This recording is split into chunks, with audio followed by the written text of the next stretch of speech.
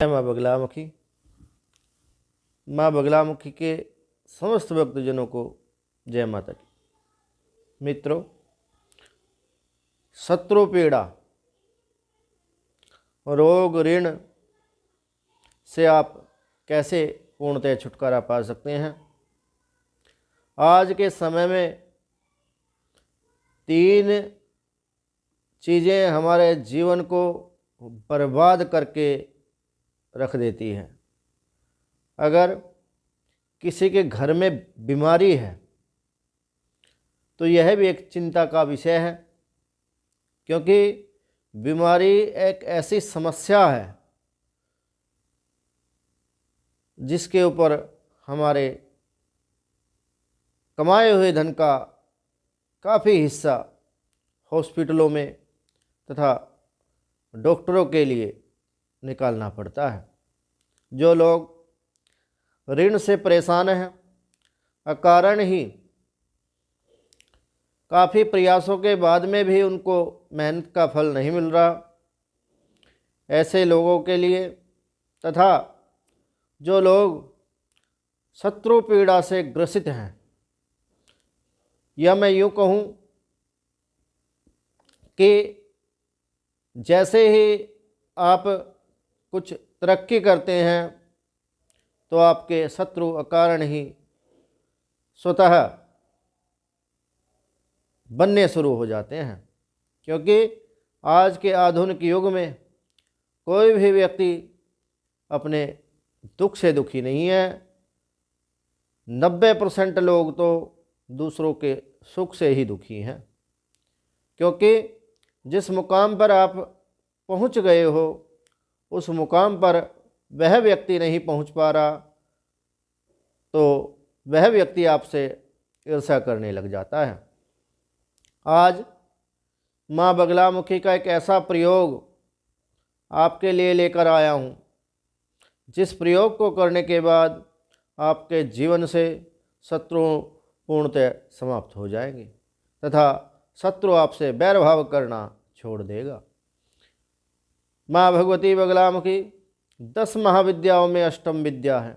भगवती बगलामुखी स्तंभन की देवी हैं तथा माँ बगलामुखी को शत्रुहंता नाम से भी सुशोभित किया जाता है।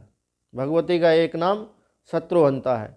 शास्त्रों में उल्लेख है कि जो व्यक्ति, जो साधक माँ बगलामुखी का पूजा अर्चन ध्यान स्मरण करता है, उसके शत्रु ग्लानिर्युक्त होकर स्वतः ही नष्ट हो जाते हैं तथा बैरभाव छोड़कर वो मित्रवत भाव उनके मन में आ जाता है। शत्रु नष्ट करने का मतलब हमारे यहाँ इस वीडियो में तात्पर्य यह नहीं है कि हम किसी को हानि पहुँचाने के लिए इस प्रयोग को बता रहे हैं। देखिए, जो मैजिक होता है वो 2 प्रकार का होता है। एक होता है ब्लैक मैजिक, एक होता है वाइट मैजिक। ब्लैक मैजिक मतलब किसी को भी हानि पहुंचाना। कुछ लोग तो स्वयं तंत्र क्रिया करके किसी दूसरे व्यक्ति को या टोटके से हानि पहुंचाने की कोशिश करते हैं। और एक होता है वाइट मैजिक। वाइट मैजिक होता है उसका शांति कर्म। अगर आपके ऊपर किसी ने अभिचार कर दिया है, कोई तंत्र क्रिया कर दी है, तो उसकी काट होता है वाइट मैजिक। तो वाइट मैजिक के विषय में ही हम आपको बता रहे हैं। तो आपने यह प्रयोग अमावस्या के दिन अगर आप करें तो बहुत अच्छा है, नहीं तो मंगलवार के दिन भी आप इस प्रयोग को कर सकते हैं। आप सूक्ष्म विधि से भगवती बगलामुखी यंत्र या भगवती का कोई प्रतिमा या चित्र आप एक काष्ठ की चौकी पर पीत वस्त्र बिछाकर भगवती को विराजमान करें। माँ बगलामुखी का षोडशोपचार यथासंभव या पंचोपचार आप पूजन करें। पूजन के उपरांत आपको एक छोटा सा हवन अपने यहाँ करना होगा। उस हवन में आपने अपनी कामना रखनी है कि आपसे जो व्यक्ति बैर भाव रखता है उस व्यक्ति के लिए वो बैर भाव छोड़ करके आपसे मित्रवत व्यवहार करे तथा आपसे ईर्ष्या ना करे। आपने अग्नि स्थापन से पूर्व 3 कील लेकर, जो थोड़ा बतासा टाइप कील होती हैं, उन कीलों को लेकर उन पर ब्लैक मार्कर से अपने शत्रु का नाम आप लिख लें। शत्रु अग्नि स्थापन के बाद आप यज्ञ कुंड में के मध्य में उनको छोड़ दें, और उसके बाद आप भगवती बगलामुखी का एक विशेष मंत्र जो मैं आपको बता रहा हूँ, इसकी 108 आहुति देकर उन कीलों को अभिमंत्रित कर लें। मंत्र यह रहेगा,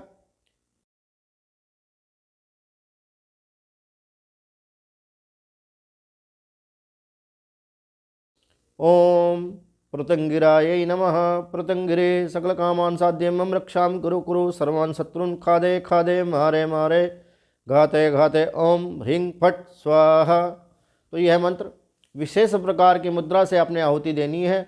आपने इस प्रकार से इस मुट्ठी में सामग्री लेकर और इस प्रकार से मुंड मुद्रा बना करके आपने जैसे मंत्र शुरू करना है, ओम ह्रीं पृतंगराय नमः। पृतंगरे सकल कामान साध्य मम रक्षां कुरु कुरु सर्वान् शत्रुन् खादे खादे मारे मारे घाते घाते ओम ह्रीं फट स्वाहा। इस प्रकार से आपने यज्ञ में आहुति दे देनी है।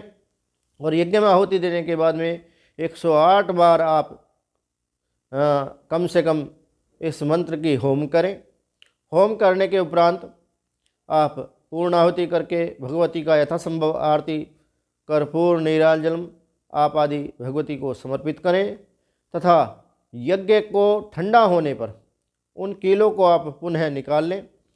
उन कीलों को निकालकर आप किसी शमशान में अगर कोई बरगद का वृक्ष मिल जाए, उस बरगद के वृक्ष में उन कीलों को गाड़ दें। अगर ऐसा नहीं है तो आप शत्रु ग्रह में भी उन कीलों को गाड़ सकते हैं। मात्र ऐसा करने से आपका शत्रु आपसे वैरभाव करना छोड़ देगा तथा आपके जीवन की सभी सकल विघ्न बाधाएं समाप्त हो जाएगी। यह प्रयोग आप एक समय में 3 किलो पर आप प्रयोग कर सकते हैं।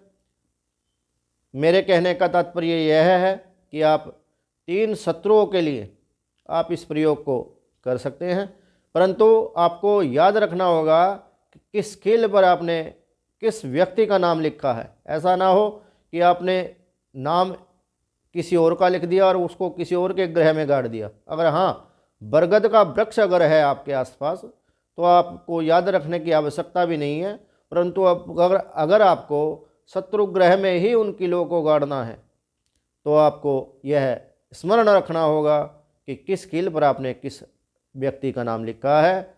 मित्रों, मेरे द्वारा दी गई अगर जानकारी है आपको अच्छी लगी हो तो मेरे यूट्यूब चैनल माँ बगलामुखी भक्त कुरुक्षेत्र को सब्सक्राइब करें, बेल आइकन ऑन रखें ताकि मेरे द्वारा दी गई अधिक से अधिक जानकारी आप लोगों को प्राप्त हो सके। मैं माँ बगलामुखी से कामना करूँगा कि आप स्वस्थ रहें, निरोगी रहें तथा हंसते मुस्कुराते रहें। एक बात और, अगर आप कहीं न्यायालय आदि कोर्ट कचहरी के इशू में फंसे हुए हैं तो माँ बगलामुखी यज्ञ हमारे संस्थान श्री वेद वेदांग पीताम्बरा सिद्ध अनुष्ठान केंद्र कुरुक्षेत्र के द्वारा आप माँ बगलामुखी का यज्ञ अनुष्ठान आप करा सकते हैं। इससे आपको लाभ मिलेगा। इसी मनोकामना के साथ जय माँ बगलामुखी, श्री बगलामुखी सर्वदा सहाय।